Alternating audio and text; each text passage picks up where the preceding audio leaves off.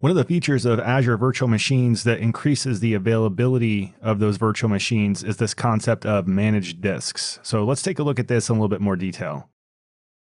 So the idea with managed disks is that you don't have to worry about individually creating storage accounts to hold the virtual disks for each of your virtual machines, because that could be kind of time consuming and it could get very difficult to manage multiple storage accounts for all the virtual machines that you have. So the managed disks feature basically creates the storage accounts for you on your behalf and manages them in the background. Microsoft figures out where the disks need to go and all that good stuff. So looking at the diagram here, what we're looking at is an availability set that is also kind of configured and tied to the managed disks infrastructure.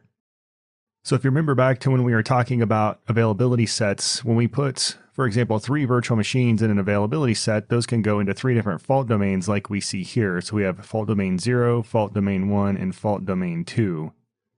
And since each of these virtual machines is configured to use managed disks, the virtual disks for each of those machines is in a different storage cluster. So inside an individual data center or availability zone in an Azure region, if the storage infrastructure fails in one of those server racks, it's not going to impact the other 2 virtual machines running in different fault domains.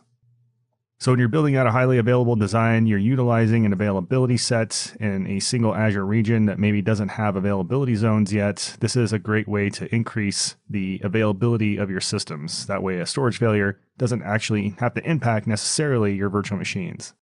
So let's jump over to the Azure portal. I want to point out a couple of other things to you as you're building your virtual machines that will impact some of your design considerations. Okay, so here in the portal, let's go to create a resource. We'll create a new virtual machine. We'll just do a Windows Server 2016 virtual machine. And when this comes up, we'll just fill out this basic information. So we'll put this in a new resource group. We'll call this servers. For the virtual machine name, we'll just call this Web Server 1. We'll go ahead and keep West US as the region. And then notice for the availability options, it says no infrastructure redundancy required by default. Well, let's change this and pick an availability zone. So this region does support 3 availability zones. So we'll pick availability zone 1. Fill out the username and password.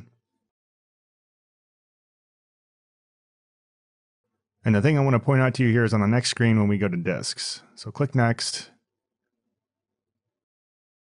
And so notice that by default, the OS disk type, this is configured to go on premium SSD based storage. So that's good. We're going to get good performance out of that and low latency read-write performance. And then notice where it says use unmanaged disks, it says no. And also notice the little note there that says availability zone requires managed disks. So when you're utilizing availability zones within an Azure region, you're going to have to use managed disks. And you want to do that anyway, because managed disks is the best practice. It's less infrastructure for you to think about and manage. There's less of a risk of you running into any kind of capacity issues and performance issues.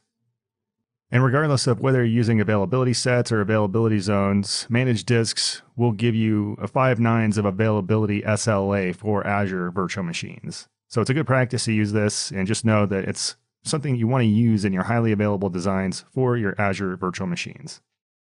Now, in addition to the OS disk, we also have our data disks. You can see down the bottom, we could attach data disks here or create new ones from scratch as we're building this virtual machine. But at the end of the day, the OS disk, the data disks, those are just VHDs that are living in Azure storage. And we can actually snapshot those disks as well. And that's good for backups and restore scenarios. So let's go to the next video and we'll talk a little bit about that.